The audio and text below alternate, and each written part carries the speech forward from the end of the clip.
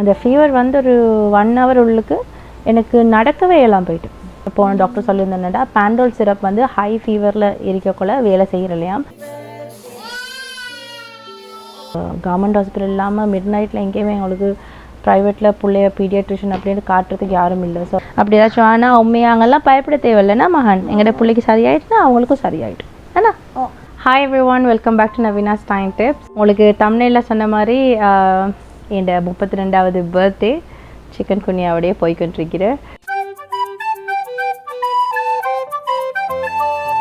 Hi everyone, welcome back to Naveena's time tips. இன்றைக்கி வந்து எங்களோட சிக்கன் குனியா ஸ்டோரி அவங்களோட ஷேர் பண்ண போகிறேன். இப்போ ஸ்ரீலங்காவில் எல்லாருக்குமே இருக்கிற ஒரு என்ன சொல்கிற இன்ஃபெக்ஷன் எங்களுக்கும் வந்துட்டு எனக்கும் என்னோடய குட்டி மகன் ரயானுக்கும். கமீஸா ஃபேஷன் என்னதான் லேடிஸ் ஃபேஷனபிளாக வெளியே போகல புதுசாக ட்ரெண்டிங்காக ஏதாச்சும் எடுத்துகிட்டு போனாலும் வீட்டுக்கண்டு வரக்குள்ள கம்ஃபர்ட் மட்டும்தான் பார்ப்போம். அதனால தான் மோஸ்ட் ஆஃப் அஸ் வீட்டில் ஒரு மேக்ஸி கவுன் அப்படி இல்லாட்டி ஒரு பிளாசோ டிஷர்ட். அதில் ஒரு பிரச்சனை இருக்குது. ஏன்னா வீட்டுக்கு யாராவது திடீரெண்டு வந்தால் ஓடி ஒளியும் டக்குன்னு உடுப்பு மாற்றுறதுக்கு, ஏன்னா எங்களோட உடுப்பு எங்களுக்கே பார்க்கல. அந்த பிரச்சனை இல்லாமல் இருக்கிறது கட்டாயம் கமீஸா ஃபேஷன் இன்ஸ்டாகிராம் பேஜ் போயிட்டு பாருங்கள். உங்களுக்கு வீட்டுக்கு போடக்கூடிய மாதிரி கம்ஃபர்டபுளான மெட்டீரியலில் பியூட்டிஃபுல்லான டாப்ஸ், கோட் செட்ஸ், ஃப்ராக்ஸ், மஸ்ராட்டி பிளாசோ, XXL சைஸில் கஃப்டான், கல்கி ஃப்ராக்ஸ், பிரெஸ்ட் ஃபீடிங் மாம்ஸுக்கெல்லாம் போடக்கூடிய மாதிரி ஜிப் வச்ச ஃப்ராக்ஸ் எல்லாமே வந்து இவங்ககிட்ட அவைலபிளாக இருக்குது. அண்ட் 8 சப்ஸ்கிரைபர்ஸ் பர்ச்சேஸ் பண்ணுற ஒவ்வொரு பீஸ் அவுட்ஃபிட்டுக்கும் 10% டிஸ்கவுண்ட் நவீனா 1104 கோடை யூஸ் பண்ணி எடுத்துக்கொள்ளும். இதோட ரீசெல்லர்ஸ் ஹோல்சேலாக எடுக்கிறவங்களுக்கு ஸ்பெஷல் டிஸ்கவுண்ட்ஸும் கொடுக்குறாங்க. இவங்களோட வாட்ஸ்அப் குரூப்பில் நீங்கள் ஜாயின் பண்ண அப்படின்னா இப்போ ட்ரெண்டிங்கில் இருக்கிற எல்லா அவுட்ஃபிட்ஸையும் உங்களுக்கு பார்க்கக்கூடிய மாதிரி இருக்கும். இதோட இவங்களோட இன்ஸ்டாகிராம், ஃபேஸ்புக், டிக்டாக் எல்லா சோஷியல் மீடியாவில் லிங்க்ஸும் இந்த வீடியோ கீழே இருக்கிற டிஸ்கிரிப்ஷனில் உங்களுக்கு கொடுத்துருக்கிறேன். கட்டாயம் ஃபாலோ பண்ணி வீட்டுக்கு இனிமேல் கம்ஃபர்டபுளோட சேர்த்து பியூட்டிஃபுல்லாகவும் ட்ரெஸ் பண்ணுங்கள். ஸோ இன்றைக்கி வந்து எங்களோட சிக்கன் குனியா எங்களுக்கு எப்படி நாங்கள் அதை வந்து எப்படி கடந்து போய்கொண்டிருக்கிறேன், எங்கள் 2 பேருக்கும் வந்து என்னென்ன சிம்டம்ஸ் ஸோ அந்த மாதிரி விஷயங்கள் எல்லாமே வந்து இந்த வீடியோவில் உங்களுக்கு இருக்கும்.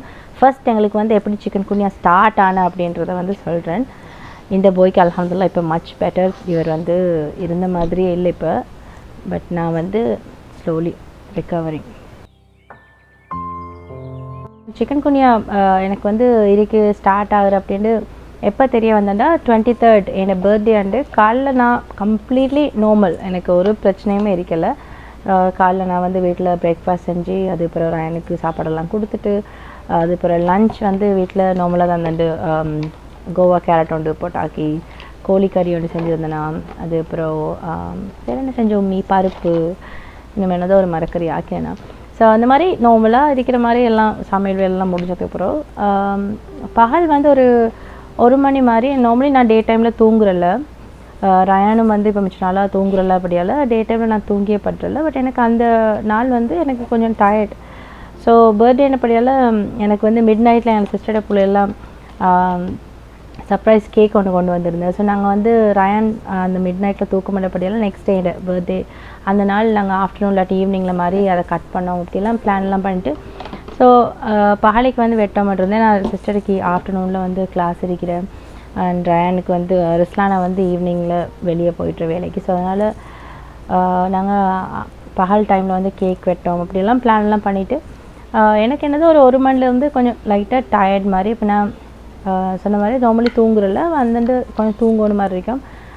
ரிஸ்லானா இங்கே வீட்டில் வந்து அவரும் கொஞ்சம் தூங்கி எழுவினேன். நான் வந்து சிஸ்டரோட வீட்டுக்கு போயிட்டு இவரையும் கூப்பிட்டு போயிட்டு இவர் பிள்ளைகளோட நானம்மாவோட விளையாடி கொடுத்துருக்கோம். ஸோ நான் கொஞ்சம் விளையாடிட்டு ஸோ நான் கொஞ்சம் நேரம் சாஞ்சு கொள்ளலாம் அப்படின்ட்டு அங்கே போயிட்டு தூங்கினேன். தென் எனக்கு தூங்கி எழுமினது அப்புறம் ரயானுக்கு வந்து சாப்பாடு கொடுக்கணும். ஆனால் எனக்கு ஒரு எனர்ஜியே இல்லாத மாதிரி நான் வந்து கட்டில் இருந்து கொண்டே சிஸ்டருக்கு சொன்னால் பிள்ளைக்கு கொஞ்சம் சாப்பாடு கொடுங்கண்டா. இவன் நேரத்துக்கு மம்மிட்டையும் போகல சிஸ்டர்டையும் போகல, எனக்கே சாப்பாடு தர சொல்லலாம். சரின்ட்டு எலும்பை பார்க்கக்குள்ள கொஞ்சம் லைட்டாக கால் எனக்கு நோவு, பட் நான் பெருசாக எடுக்கலை. எப்படி ரயானுக்கு வந்து சாப்பாடு கொடுத்து முடிஞ்சது பிறகு இங்கே வீட்டுக்கு வந்துட்டு டக்குன்னு நாங்கள் கேக் கட் பண்ணோம். சிஸ்டர் வந்து கிளாஸுக்கு போகும்போது அப்படின்ட்டு கேக் கட் பண்ணுறதுக்கு நான் வந்து டக்குண்டு சும்மா டேபிளெலாம் ரெடி பண்ணிட்டு இருக்கக்குள்ள அப்போயும் எனக்கு லைட்டாக கொஞ்சம் நோவு. நான் உங்களுக்கு இப்போ வீடியோ கிளிப் போட்டுனேன் பர்த்டே கேக் கட்டிங்.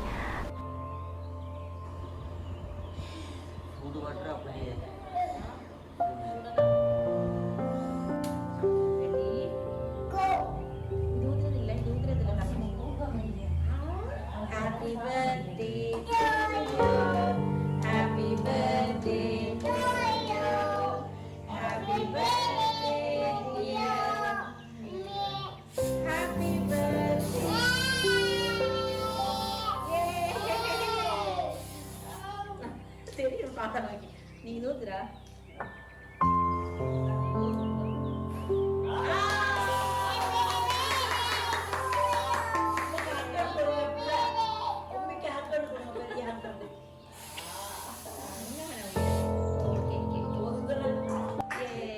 அந்த கேக் கட் பண்ணக்குள்ள வரைக்கும் எனக்கு அவ்வளோ பெருசாக என்ன சொல்கிறது நல்லா எல்லாம் போகும் அந்த மாதிரி எதுவும் இல்லை. லைட்டாக நோவு இருக்கிற அப்படின்றது எனக்கும் வீடியோ பார்க்கல விளங்குறேன். நான் கொஞ்சம் நடக்கொலையெல்லாம் கொஞ்சம் மாதிரி நடக்கிறேன். அதுக்கப்புறம் கேக்கெல்லாம் சாப்பிட்டுட்டு ஒரு ½ அன் ஹவர் இல்லை எனக்கு அப்படியே சடனாக கொஞ்சம் காய்ச்சல் வர தொடங்கிட்டு. காய்ச்சல் ஒரு 15-20 நிமிஷம் இல்லை அப்படியே கொஞ்சம் கொஞ்சமாக கூடி அப்படியே திடீர்னு ஒரு ஹை ஃபீவருக்கு மாதிரி ஆகிட்டு எனக்கு. ஸோ நான் சொன்னேன் எனக்கு வந்து சரியில்லை அப்படி உடம்பெல்லாம் ஒரு மாதிரி ஆகிக்கொண்டு போகிறேன் அப்படின்னா என் சிஸ்டருக்கு போன கிழமை சிக்கன் குனியா இருந்தேன். எனக்கு இப்போ வரத்துக்கு நான் உங்களுக்கு லாஸ்ட் ஈட் vlogல அப்லோட் பண்ணியிருந்தேன்னா சிஸ்டருக்கு வந்து சிக்கன் குனியா, சிஸ்டருக்கு பிள்ளைகளுக்கு எல்லாருக்குமே சிக்கன் குனியா வீட்டில். ஸோ அப்போ வீட்டில் சிஸ்டர் வந்து கிளாஸுக்கு போகும்போது சொல்லிட்டு எனக்கு வந்து சிக்கன் குனியாக தான் இருக்கும் அப்படின்ட்டு. பட் அவ்வளோ ஃபாஸ்ட்டாக வந்து என்ன சொல்கிறேன் எனக்கு வந்து இவ்வளோ வித்தியாசமாகுமன்றது வந்து இப்போயும் நினச்சா எவ்வளோ ஃபாஸ்ட் நடந்தது வந்து அந்த ஃபீவர் வந்து ஒரு 1 hour உள்ளுக்கு எனக்கு நடக்கவே எல்லாம் போயிட்டு.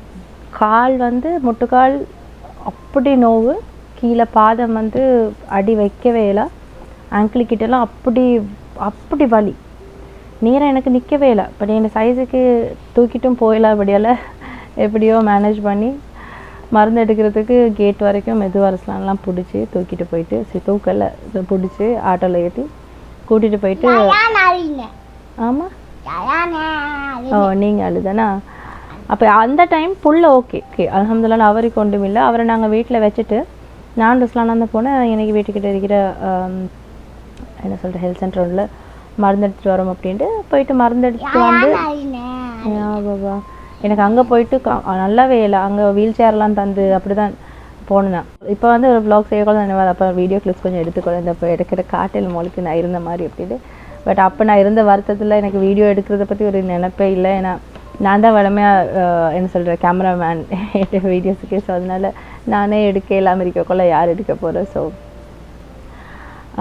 அங்கே போனதுக்கு பிறகு அப்படியே நடக்கவே இல்லை. வீல் சேரில் அவங்க ஹாஸ்பிட்டலில் வந்து வீல் சேர் தரோம், அதில் தான் இருந்து மருந்து எடுத்துகிட்டு மறுபடியும் அல்ஹம்துலில்லாஹ் எப்படியோ பிடிச்சி வீட்டுக்கு வந்து இங்கே கம்ப்ளீட்டாக பெட் ரெஸ்ட்டில் இருக்கிற மாதிரி தான் இருந்தேன்னா. அண்ட் மிட் நைட் ரயானுக்கு வந்து காய்ச்சல் தொடங்கிட்டு. ஸோ அதுதான் எனக்கு வந்தன்றதை விட ரயானுக்கு என்னோடய வந்தது தான் உண்மையிலுமே நல்லாவே கஷ்டமாயிட்டு. ஏன்னா புள்ள வந்து ஹை ஃபீவரில் நல்லா கஷ்டப்பட்ட பாவம். அப்போ நெக்ஸ்ட் டே வந்து ஏர்லி மார்னிங் ரயானை டக்குன்ட்டு நைட் வந்து பேண்டோல் சிரப் கொடுத்து பார்த்தோன்னா பேண்டோல் சிரப் எதுக்கும் வந்து காய்ச்சல் இறங்குற மாதிரி இல்லை. நைட்டில் வந்து இங்கே என்ன சொல்கிற பிள்ளைய வந்து கவர்மெண்ட் ஹாஸ்பிட்டல் இல்லாமல் மிட் நைட்டில் எங்கேயுமே எங்களுக்கு ப்ரைவேட்டில் பிள்ளைய பீடியாட்ரிஷன் அப்படின்னு காட்டுறதுக்கு யாரும் இல்லை. ஸோ அதனால் நானும் சோமில்லாமல் இருக்கிறபடியால் எனக்கு போயிட்டு கவர்மெண்ட் ஹாஸ்பிட்டலில் அட்மிட் ஆகியும் இருக்கல. ஸோ அதனால் ஏர்லி மார்னிங் அல்ஹம்துலில்லாஹ் ரயான் எப்படியோ கொஞ்சம் மேனேஜ் பண்ணி பேண்டல் சிரப்பை கொடுத்து கொஞ்சம் புள்ளி உடம்புல நினச்சி ஏர்லி மார்னிங் ருஸ்லானா அவனோட வாப்பா வந்து மருந்தெடுக்க கூட்டிகிட்டு போயிட்டு உங்களுக்கு மருந்தெடுக்க கூப்பிட்டு போனேன்னா வாப்பா. ஸோ மருந்தெடுக்க கூப்பிட்டு போன பிறகு பிள்ளைக்கு வந்து காலைல சிக்கன் குனியா அப்படின்னு சொல்லியிருக்கல, பிள்ளைக்கு வந்து சரியாயிடும் அப்படின்ற மாதிரி மருந்து கொடுத்துருந்தேன். பட் எனக்கு வந்து கொஞ்சம் மனசுக்கு திருப்தி இல்லை. அவங்க சொன்ன என்னடா டெங்கு இவருக்கு சரி காய்ச்சல் டாக்டர் ஊசி அடிச்சா இங்கே உங்களுக்கு அங்கே ஊசி அடிச்சா டாக்டர் என்ன பிள்ளைக்கு ஓச்சோ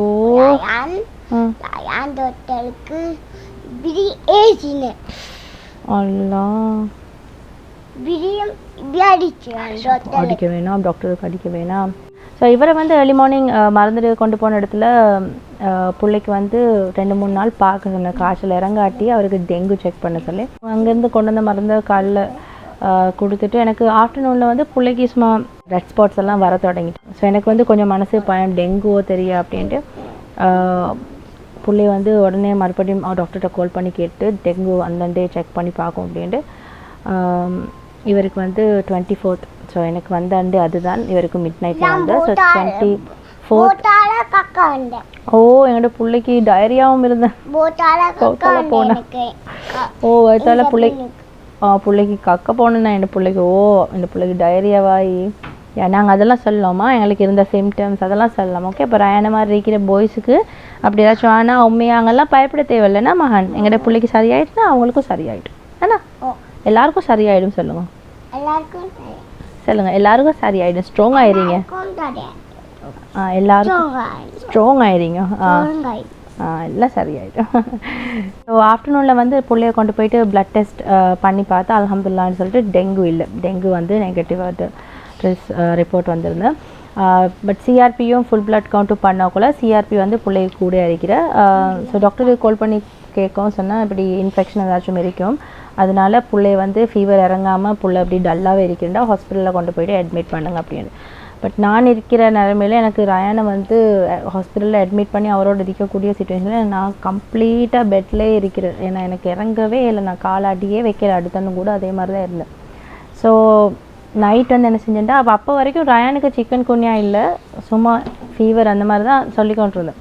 ஸோ நெக்ஸ்ட் டே நைட் வந்து நான் சொல்கிறது இது எல்லாமே ஒரே நாள் தான் அவருக்கு நடக்கிறேன்.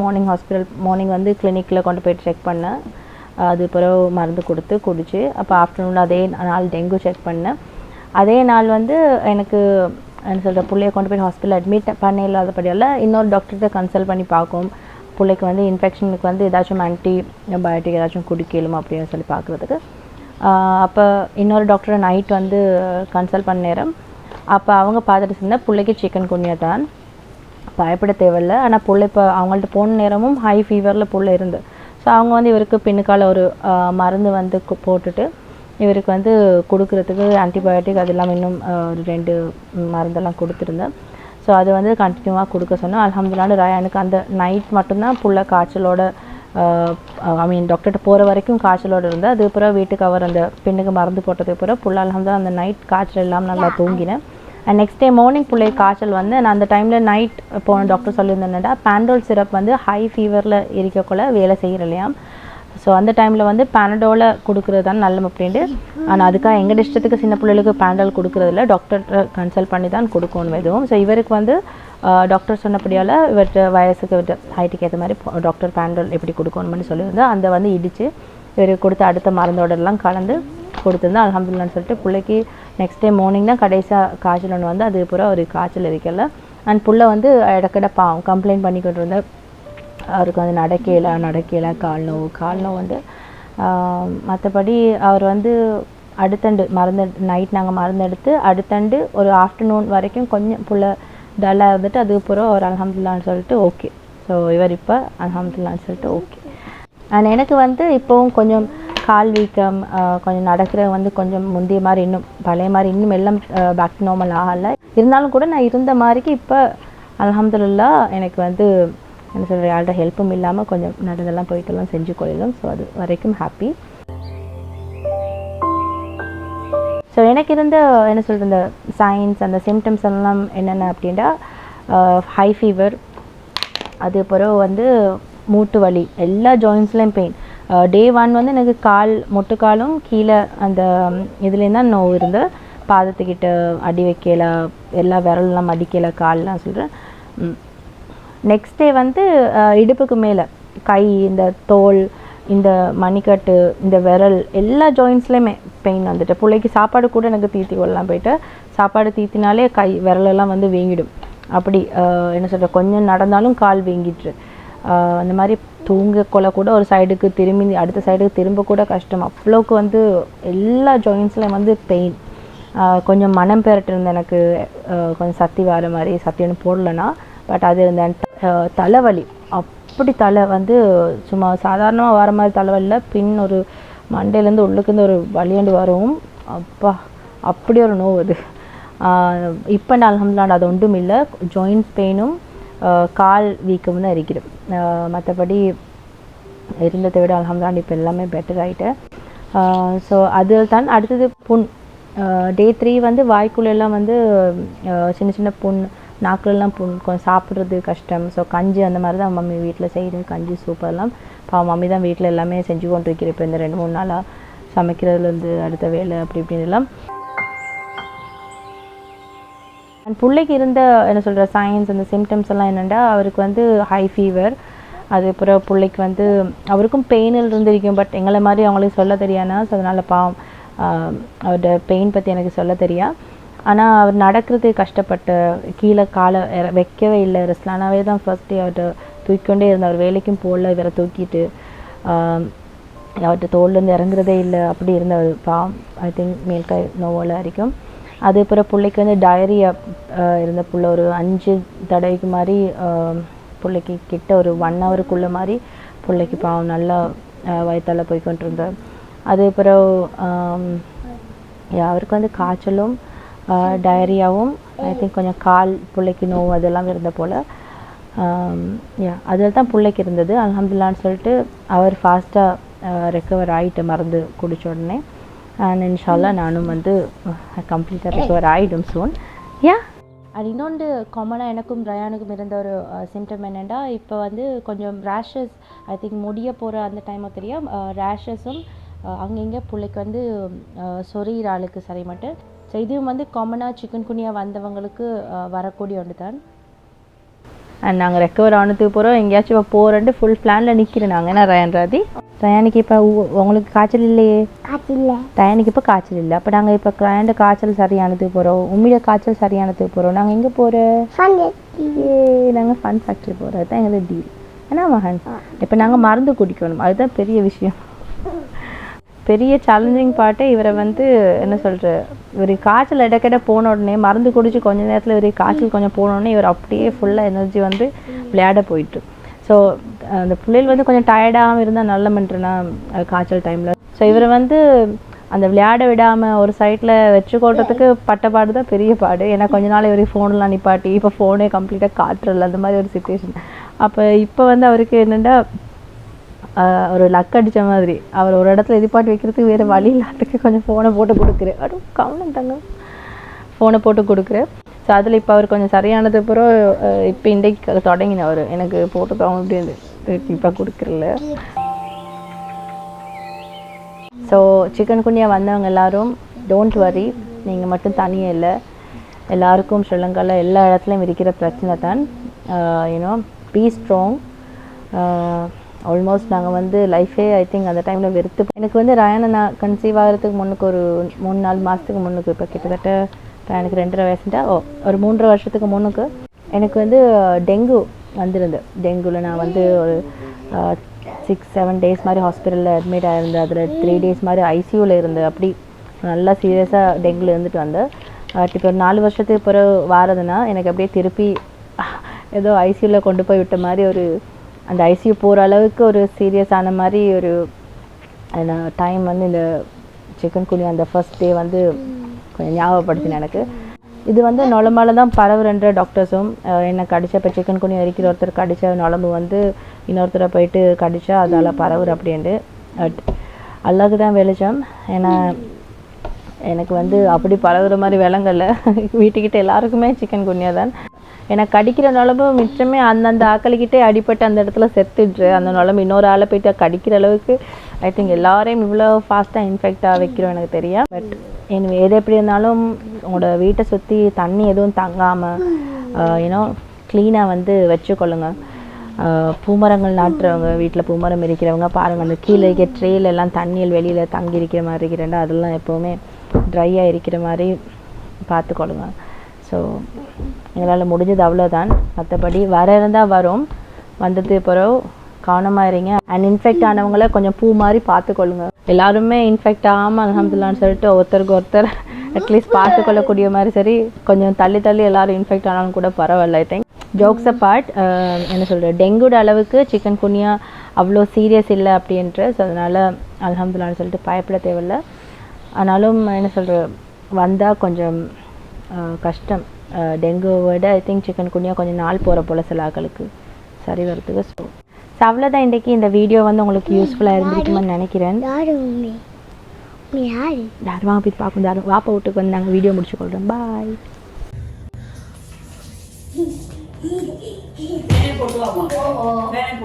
கிண்ணியெல்லாம் வந்துச்சு போல ஸ்லானா.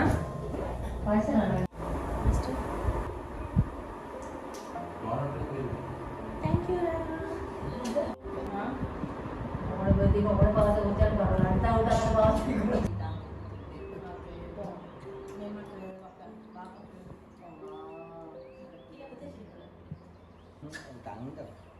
தேங்க்யூ மானோ. தேங்க்யூ.